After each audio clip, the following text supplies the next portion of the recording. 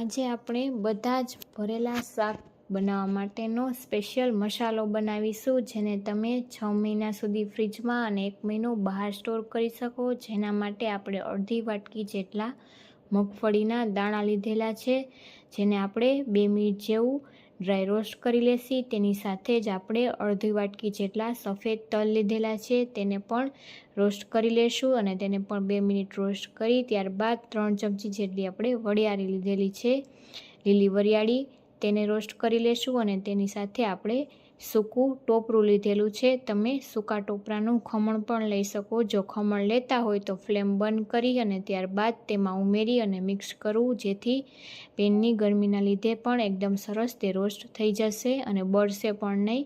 તો આ રીતે 5 મિનિટ જેવું આપણે તેને આ રીતે ડ્રાય રોસ્ટ કરી લીધેલો છે। હવે આપણે તેને પ્લેટમાં લઈ લેશું અને તેને ઠંડો થવા દેશું અને તે જ આપણે કઢાઈમાં આપણે 5 થી 6 ડાળખી જેટલા મીઠો લીમડો લીધેલો છે અને તેની સાથે જ આપણે 3 થી 4 ચમચી જેટલી કસૂરી મેથી લીધેલી છે। બંને વસ્તુને પણ આપણે આ રીતે 2 મિનિટ જેવું રોસ્ટ કરી લેશું। એકદમ સરસ પાન છે તે હાથમાં લેતા તૂટી જાય, એકદમ ભૂકો થઈ જાય તેવું રોસ્ટ કરી બધું જ ઠંડુ કરી અને આપણે તેને મિક્સર જારમાં ઉમેરી દઈશું। તો આપણે ડાળખીને દૂર કરી લીમડાની તેની સાથે જ આપણે 1 વાટકી જેટલું ચવાણું ઉમેરીશું। તમે કોઈ પણ ફરસાણ ગાંઠિયા પણ ઉમેરી શકો કે તમે ચણાનો લોટ પણ શેકીને ઉમેરી શકો અને તેની સાથે જ આપણે બીજા મસાલામાં 1 ચમચી જેટલો આમચૂર પાવડર ઉમેરીશું અને તેની સાથે જ આપણે કલર માટે કાશ્મીરી લાલ મરચું પાવડર ઉમેરીશું। તો તે પણ આપણે 3 ચમચી જેટલો ઉમેરી દઈશું અને ત્યારબાદ આપણે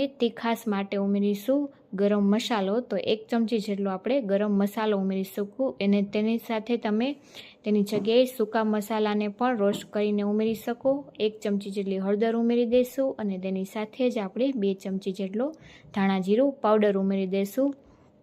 ત્યારબાદ આપણે તીખું લાલ મરચું પાવડર 1 ચમચી ઉમેરીશું અને આપણે તેમાં મીઠું ઉમેરીશું। તો આપણે મસાલામાં 1 ચમચી જેટલું આપણે મીઠું ઉમેરી દઈશું અને તેની સાથે જ આપણે થોડો ખાટો મીઠો ટેસ્ટ આપવા માટે આપણે તેમાં ખાંડ ઉમેરીશું। તો 2 ચમચી જેટલી ખાંડ ઉમેરીશું। તો મીઠું અને ખાંડના લીધે આપણો મસાલો લાંબા સમય સુધી ખરાબ નહીં થાય। હવે આપણે તેને દરદરો પીસી લેશી। તો એકદમ આપણે સાવ ફાઇન પાવડર નથી કરવાનો, આ રીતે આપણે દરદરો પીસીને તૈયાર કરી લીધેલો છે। હવે આપણે તેને ઠંડો કરી અને કોઈપણ કાચની બોટલમાં ભરીને સ્ટોર કરી શકીશું અને ઇન્સ્ટન્ટ આપણે શાક ભરી અને 10 મિનિટમાં તૈયાર કરી શકીશું। વિડીયો ગમ્યો હોય તો લાઈક કરજો, શેર કરજો, ચેનલને સબસ્ક્રાઈબ કરજો। Thank you for watching.